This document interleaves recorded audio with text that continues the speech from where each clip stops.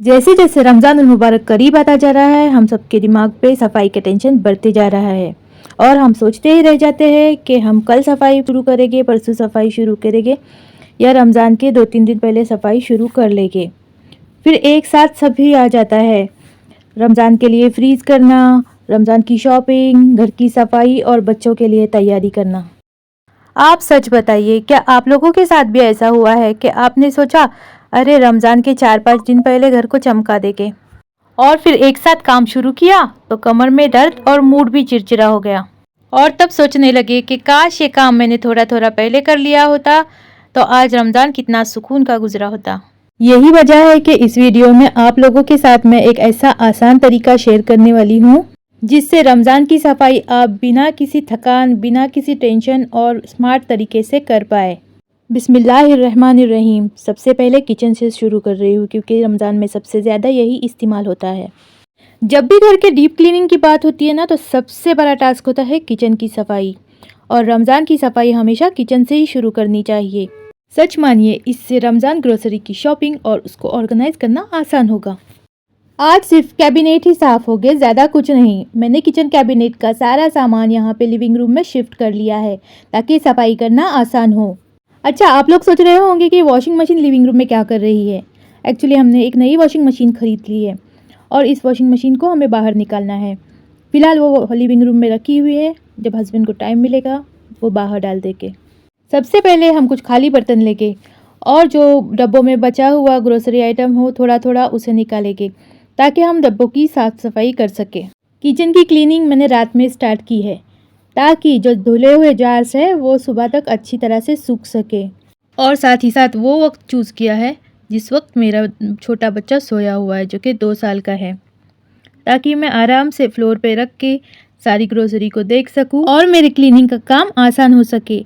अच्छा, तो मैं यहाँ पे क्या कर रही हूँ कि जो खाली थोड़े थोड़े बचे हुए ग्रोसरी के सामान हैं उन्हें मैं बर्तन में निकालते जा रही हूँ ताकि जो रमज़ान का सामान नया आएगा वो मैं साफ़ सुथरे बर्तनों में भर सकूँ। तो मैं एक एक बर्तन देख के यहाँ खाली करूँगी और इन जार्स को जाके वॉश करूँगी। सबसे पहले आपको फालतू सामान निकाल देना चाहिए। टूटे हुए कंटेनर, पुराने प्लास्टिक के डब्बे, एक्सपायर्ड मसाले और ख़राब इलेक्ट्रॉनिक्स आइटम्स। कुछ चीज़ें जो अच्छी हालत में हैं उसे डोनेट कर दो और जो ख़राब हो चुकी है उसे फेंक दो। अच्छी चीज़ों को बिना सोचे समझे डस्टबिन में फेंकने के बजाय उसे ज़रूरतमंदों को दे दो। जो चीज़ हमारे काम की नहीं है वो शायद किसी और के लिए बहुत खुशी का कारण बन सके। इससे कैबिनेट और स्लैब भी खाली हो जाएगा और सफाई भी आसान हो जाएगी। साथ ही साथ डोनेशन से हमारा दिल भी हल्का हो जाएगा, हमारे दिल को भी एक सुकून हासिल होगा। अब बारी आती है असली सफाई की। इसके लिए हम एक सॉल्यूशन बनाएंगे, vinegar plus dishwasher liquid plus warm water. इस मिक्सचर को रेडी करके एक स्प्रे बॉटल में भर दीजिए या फिर कटोरे में रखिए और इससे स्लैब, काउंटर टॉप और कैबिनेट्स को अच्छे से क्लीन कीजिए और इससे टाइल्स भी अच्छे से साफ़ कीजिए। विनेगर के पानी से सफाई बहुत अच्छे से होती है। इसका खास काम होता है किचन से बैड स्मेल को दूर करना। विनेगर वाले मिक्सचर के साथ साथ मैं यहाँ पे जिफ का भी इस्तेमाल कर रही हूँ। इससे मसाले वाले दाग और हल्दी के दाग आसानी से निकल सकेंगे। किचन कैबिनेट अच्छे से मैंने चमका दी है। अब यहाँ पे मेरा बेटा मेरी हेल्प कर रहा है वापस से किचन में सारा सामान शिफ्ट करने में। मैं और मेरा बेटा अब सारा सामान लेके जाएंगे और मैं एक एक चीज़ को अपनी जगह पे रखती जाऊंगी। इस वीडियो में मैंने आपको पूरे घर की क्लीनिंग बताई है, पर मैं एक दिन थकने की बजाय मैंने हर दिन थोड़ा थोड़ा डिवाइड करके मैंने क्लीनिंग की है। जैसे आज मैंने सिर्फ कैबिनेट ही क्लीन किए तो दूसरे दिन लिविंग रूम, तीसरे दिन बेडरूम और कभी वार्डरोब्स। इस तरह से मैंने पूरी सफाई कंप्लीट की है। इस तरह से सफाई करने से हमें डीप क्लीनिंग बोझ नहीं लगती और रमज़ान की क्लीनिंग पूरा घर मिलकर एंजॉय करते हैं, बिल्कुल भी स्ट्रेस नहीं होता। इस क्लीनिंग में मेरे हस्बैंड और मेरे बड़े बेटे ने मेरा बहुत साथ दिया है। कैबिनेट क्लीनिंग के 2 दिन बाद वीकेंड था जब मुझे हस्बैंड ने बालकनी क्लीन करके दी। मेरे घर में 2 बालकनी है, एक किचन में और एक लिविंग रूम में। आज दोनों भी क्लीन होगी। यहाँ पर मैं उनके लिए चाय बना कर लेके जा रही हूँ। हम दोनों चाय पिएंगे और फिर से काम पे लग जाएंगे। आज लिविंग रूम की भी डीप क्लीनिंग होगी। आज का दिन हमने लिविंग रूम और बालकनी के लिए डिसाइड किया है। बच्चों को हमने बंक बेड पे बिठाया है और उनके लिए बर्गर बना कर लेकर आई हूँ ताकि वो हमको डिस्टर्ब न करे। नीचे बहुत सारा सामान रखा हुआ है, बच्चों की वजह से फिर क्लीनिंग बहुत मुश्किल हो जाएगी। तो ये बंक बेड हमको बहुत काम आया है इसके लिए। उनको खाना पीना और जो चाहिए हम ऊपर शिफ्ट कर रहे हैं। और अल्हम्दुलिल्लाह हमारी यहाँ पे बालकनी देखिए क्लीन हो गई है। अब लिविंग रूम की बारी है।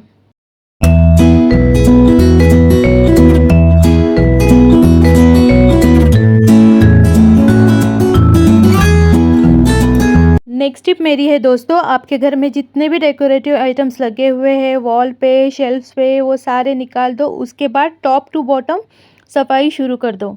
इससे आपकी सफाई जल्दी जल्दी होगी और चीज़ें भी साफ़ सुथरी हो जाएगी। आपको सीलिंग्स के लिए और ये डेकोरेटिव आइटम साफ़ करने के लिए अलग से टाइम नहीं निकालना पड़ेगा। यहाँ पर मैं आप लोगों को एक बहुत अच्छा हैक बता रही हूँ। मेरे पास लैडर नहीं है तो मैं क्या करती हूँ, इस तरह से वाइपर को एक पुरानी टी शर्ट लगाती हूँ, उसको गीला करती हूँ और इससे ऊपर की दीवारें जहाँ पे मेरा हाथ नहीं पहुँच पाता उसे साफ़ करती हूँ। देखिए जिन जगह पे हमारा हाथ नहीं पहुँचता हम लोग हमारे हस्बैंड की राह देखते हैं कि वो आ जाएंगे और क्लीन करेंगे, पर वो भी बिज़ी होते हैं अपने कामों में, कभी नहीं कर पाते। तो ये बहुत काम आएगी आपको ट्रिक। उसी तरह गीले कपड़े पे जिप लगा के हम लोग टाइल्स को, ग्रीसी टाइल्स को भी वाइप कर सकते हैं। बहुत अच्छे से क्लीन होता है, इससे आसानी से क्लीन होता है। ज़िद्दी ग्रीसी डैग आराम से निकल जाएंगे। देखिए ज़्यादा मैं घिस भी नहीं रही हूँ, थोड़ी देर लगा के रखा था। अब बात करते हैं बेडरूम की। ये वो जगह है जहाँ आपको दिन भर की थकन मिटानी होती है। लेकिन अक्सर हम लोग सजावट के चक्कर में इतने सारे फ़ोटो फ्रेम और सजावट की चीज़ें रख देते हैं कि फिर उन्हें समेटना और साफ़ करना मुश्किल हो जाता है। मैंने यहाँ पर ये उसी दिन की क्लिप है जिस दिन मैंने वॉल और सीलिंग्स को साफ़ किया था। उसके बाद शाम में मैंने ये फ़ोटो फ्रेम्स वगैरह जो भी सजावट की चीज़ें हैं मैंने सब कुछ साफ़ की और अपने जगह पर रखते गई। ये कुछ चीज़ें हैं जिन पे हम रोज़ाना ध्यान नहीं दे पाते, पर जब ये साफ़ होती है तब सिर्फ घर साफ़ नहीं होता बल्कि हमारे दिल में भी एक अलग ताज़गी उतर जाती है। देखिए फ्रेंड्स, हम लोग ना रोज़ाना ही साफ़ सफाई करते हैं, डीप क्लीन भी करते हैं घर को, पर ये रमज़ान की सफाई की कुछ बात ही अलग है। ये दिल में बहुत सारा खुशी और सुकून उतरता है और ये इबादत जैसा लगता है हमको सफाई करना। अब देखिए इसको साफ़ करने की कोशिश की पर नहीं हो पाया, हस्बैंड की ज़रूरत पड़ेगी मुझे इसके लिए। मैं छोड़ के आ गई वो काम को कि अभी ये सारी चीज़ें अपनी जगह पे रख दूँगी जिनको मैंने साफ़ करके रखा था। वो एक एक करके मैं चीज़ें अपनी जगह पे रखती गई। और अच्छा आप लोग अब मुझे बताइए कि आप लोगों ने रमज़ान की सफाई शुरू की है या नहीं, और आपको मेरी वीडियो कैसी लग रही है, आपको इससे मोटिवेशन मिल रही है या नहीं मुझे बताइए। आप लोग को किस तरह के वीडियोस देखना पसंद है और क्या आप लोग मेरी वीडियो पे आज पहली बार आए हैं तो प्लीज़ लाइक शेयर कमेंट ज़रूर करना मेरे लिए। और अच्छा मेरी दूसरी वीडियोस भी आपने देखी नहीं होंगी तो वो भी देख ले, बहुत अच्छी वीडियोस है आपकी, वो भी बहुत काम आने वाली है और आपको बहुत पसंद आने वाली है। मैंने रमज़ान डेकोरेशन की भी वीडियोस बनाई है, DIYs बनाए हैं, उसको भी ज़रूर देखना जाकर। ओके अच्छा, तो इसी दिन हमने सोफ़ा वगैरह सब सरकाया था और उसके नीचे की सफाई की थी। बंक बेड को भी हटाया और नीचे से सफाई की थी। बाप रे, बहुत कचरा निकला था इसके नीचे से। यहाँ पे तो सफाई होते रहती है पर बंक बेड को खींचने के बाद बहुत ज़्यादा कचरा निकला था। क्या क्या नहीं फेंका था बच्चों ने इसके नीचे, खाने पीने की चीज़ों से लेके टॉयज़ हर चीज़ फेंकी थी। इसी तरह एक दिन निकाल कर हस्बैंड ने वॉशिंग मशीन की डीप क्लीनिंग की।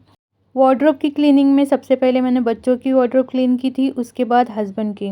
आप देख पा रहे हो कि मैं एक एक ट्राउज़र उठा रही हूँ फिर भी उसकी तह नहीं खुल रही।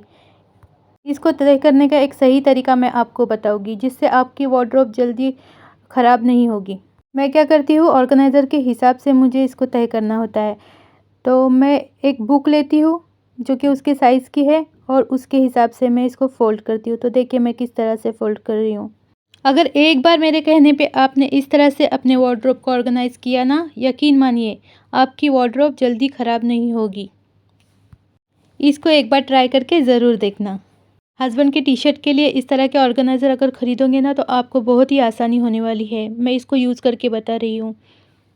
देखिए मैंने फ़ोल्ड भी सही तरीके से किया है और अब मैं नीचे वाला टी शर्ट भी अगर खींच लूँ तो भी फ़ोल्ड खुलेगे नहीं और हमारी जल्दी से ख़राब नहीं होगी इतनी मेहनत से फ़ोल्ड की हुई अलमारी। ठीक है, तो देखना मैं इसको ख़राब करके भी बताऊँगी, जानबूझकर ख़राब करने की कोशिश करूँगी फिर भी ये घड़ियाँ नहीं खुलेंगे। यार अब हस्बैंड आपके जैसे भी चाहे यूज़ करे इसे, ये नहीं खुलने वाले, बस आपको थोड़ा सा उसको ठीक करना ही पड़ेगा, है ना। देखिए खुल रहे हैं नहीं, बस अब नॉर्मली हम आपको बिखरा हुआ दिखेगा ना वार्डरोब, तो इस तरह से उसे ठीक करेंगे। बाकी हमको फिर से फोल्ड करने की ज़रूरत नहीं पड़ेगी, बस एक बार ही थोड़ा सा हमको इसके ऊपर टाइम देना है, मेहनत करनी है, ठीक है। क्या आपको ये पसंद आया? अगर पसंद आया होगा तो आपको मुझे सब्सक्राइब ज़रूर करना पड़ेगा, ठीक है। इन सब के कामों के बाद हमने वॉशिंग मशीन और सिंक के ड्रेनेज वगैरह सब हमने क्लीन किए थे, और उनके लिए जो प्रोडक्ट्स हमने इस्तेमाल किए थे वो मैं नेक्स्ट वीडियो में आप लोगों को बताऊंगी।